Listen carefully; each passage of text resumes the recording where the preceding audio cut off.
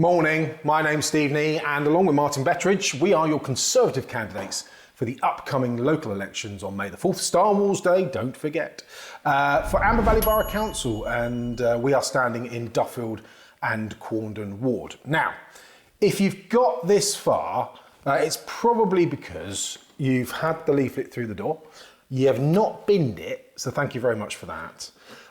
You've read some of it, you saw the mention of the community energy scheme, which this video is all about. You've gone to the back, you've gone to the website, you've found your way to this video. Firstly, well done. That's quite an achievement, and thank you very much for your interest. But this is the detail that I promised. Now, I've got my friendly laptop here, which I love very much.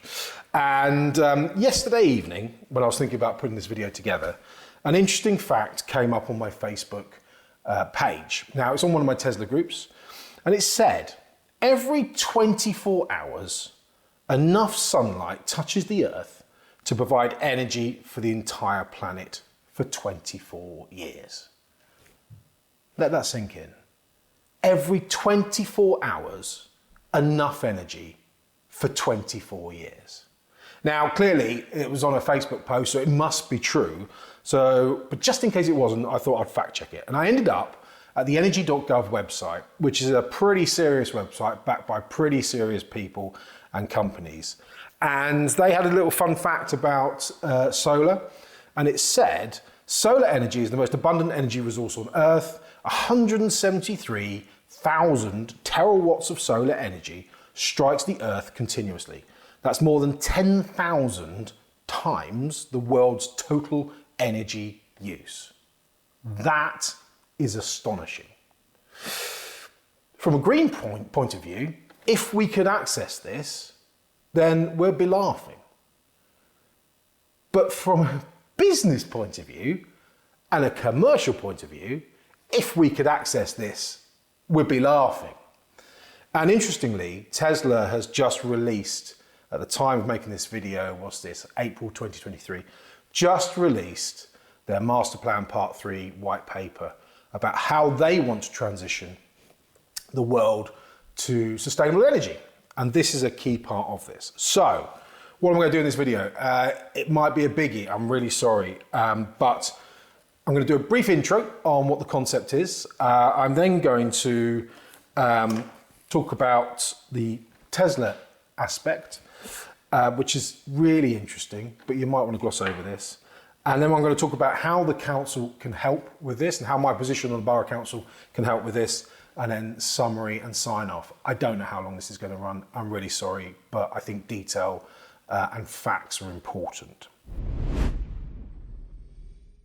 In order to understand what I'm proposing here, we do have to understand the opportunity. And the opportunity is that solar is literally money falling from the skies. Money falling from the skies, and if we could capture it, then we're all a lot better off. So, the reason this hasn't caught on quite in the way that it should is because energy prices has been at a point where it doesn't quite commercially make sense to install the solar, the payoff period is too long, and we're burning gas in power stations in order to generate our electricity.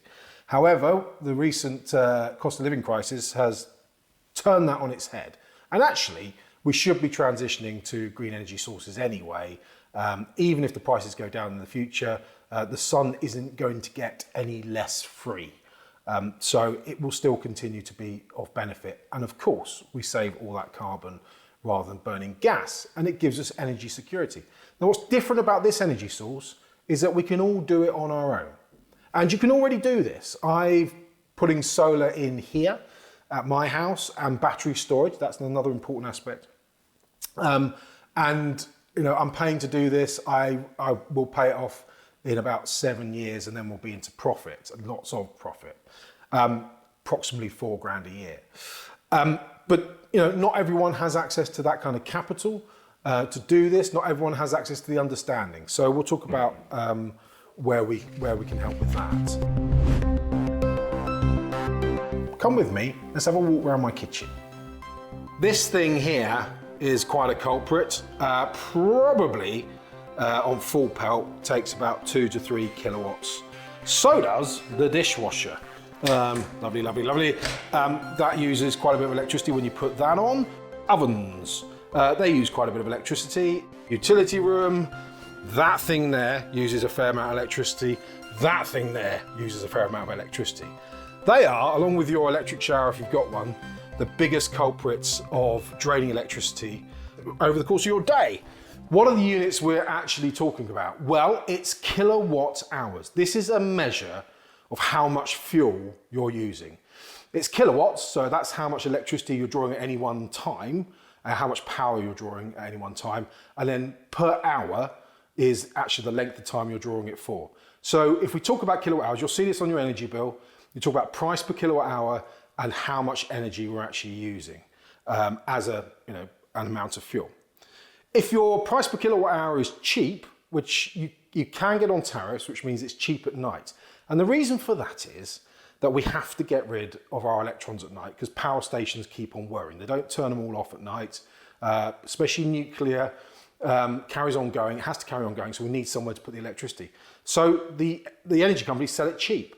And then during the day, it gets really expensive as everyone wants to use electricity. So there's two things we can do. We can add to the generation through solar and installing solar panels on our property. And actually, most properties do have enough space on their roof to install enough solar to pretty much take them off grid. Not all properties, most properties.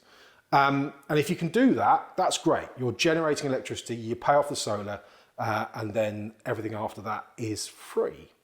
The other way of doing things is to buy cheap electricity at night and then move it to the daytime usage and run off batteries. That's a more expensive way to go, takes a little bit longer to pay it off. But I'm going for a solar and battery installation here, and it will take me about 7.1 years, I calculate, based on current prices, to pay off both the solar and the battery storage by load shifting all my electricity that I can buy at night today. And that allows me to pay those batteries off in that period of time.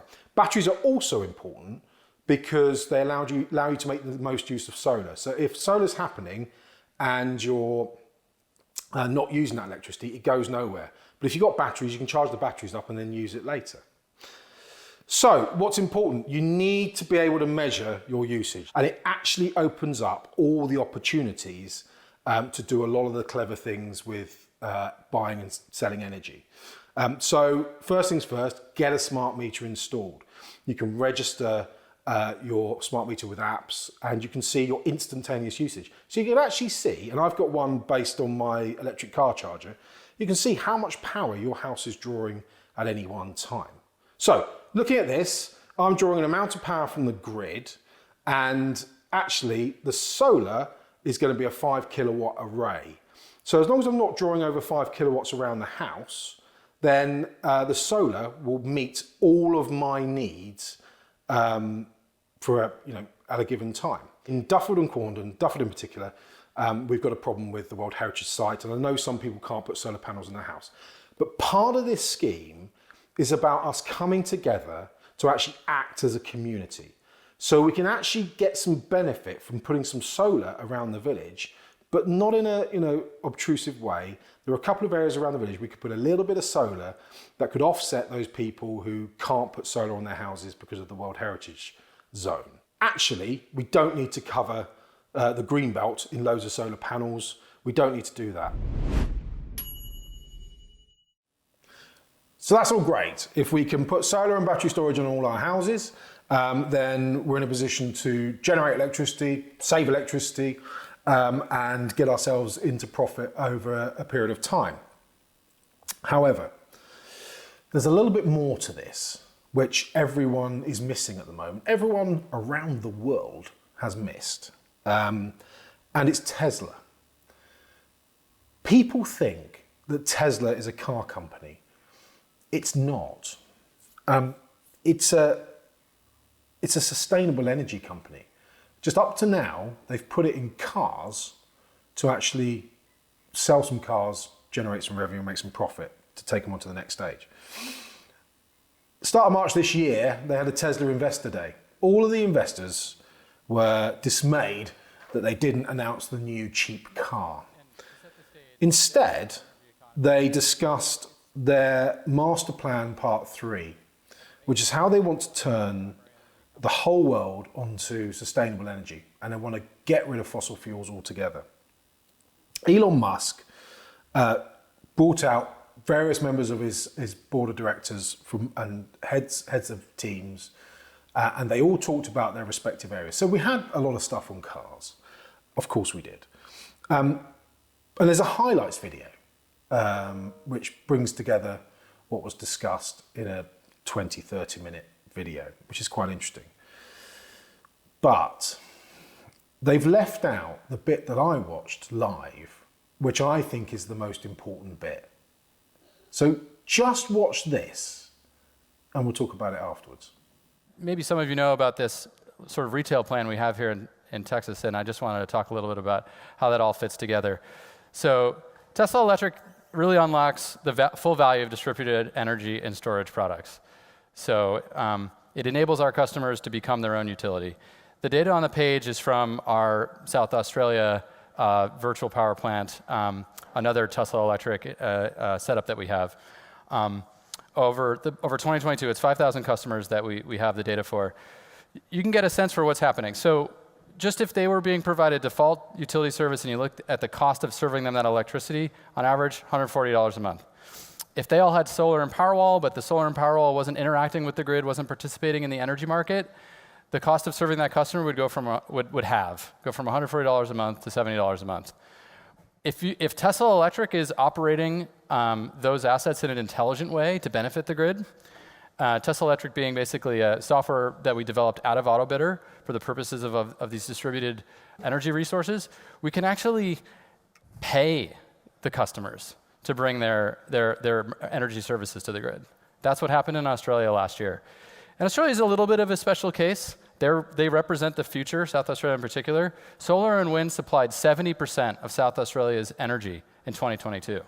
That compares to 30% in Texas and 35% in California. But this is an indication of where this is all headed, of both centralized and distributed storage resources providing the key to unlocking fully renewable grids.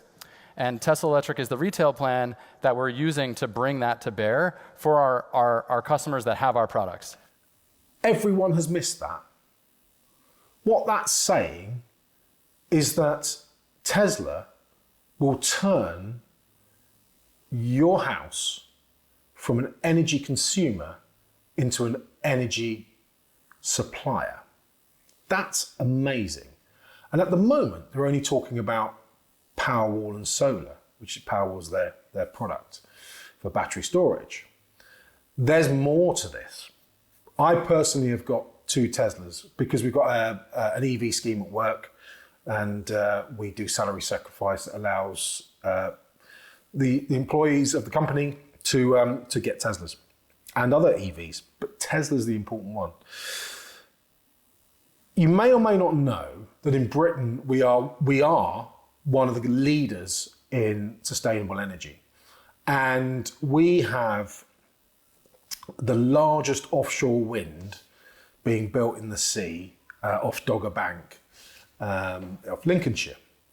And to go with that, we have the largest battery storage solution on grid in Europe.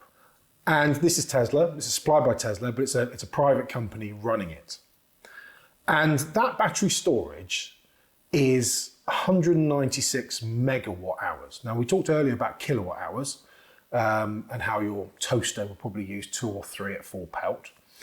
This is megawatt hours of electricity. Now, this is important. So that's a lot of electricity that it can store. And you're thinking, it's on grid. Yes, it's industrial. That's what it should be doing. So I did a little calculation. Add in my Teslas and the batteries that are in the cars, they're about 75 kilowatt hours each. A megawatt hour is 1,000 kilowatt hours. So you go, okay, 2 Teslas, that's 150 kilowatt hours. Add in the battery storage and you get about 170 kilowatt hours. That storage that's the largest in Europe is 196 megawatt hours. So my storage here is about 1,000th of that storage that's the largest in Europe. We've got 2,000 houses, as far as I'm about to find out, because I'm about to deliver your leaflet, in Duffield, and about 1,000 houses in Quarndon. If we had 1,000 or so of those houses with the same solution, would have the same battery capacity or nearly the same battery capacity as the largest battery storage in Europe. So what Tesla's doing is it's sleepwalking us into having all of this storage on grid. And once it's got all of this storage on grid, it will allow you to buy and sell electricity through working with your energy company and working with Tesla with the auto bidder software that was mentioned in their video. It will allow you to buy and sell electricity to your storage because you will have the buckets to put your electrons in, or put the electrons in. You'll buy them cheap and you'll sell them high. You won't do anything. Tesla and your energy company will do this for you. But to do it, you're going to need some storage and then the solar to also generate electricity as well. So, because the solar will obviously, during the day, will add into the electricity mix and you can sell that solar at a high price. This is where we're going. So this scheme is not only about just getting some cheap electricity and just load shifting, it's about sustainability at a large, large scale.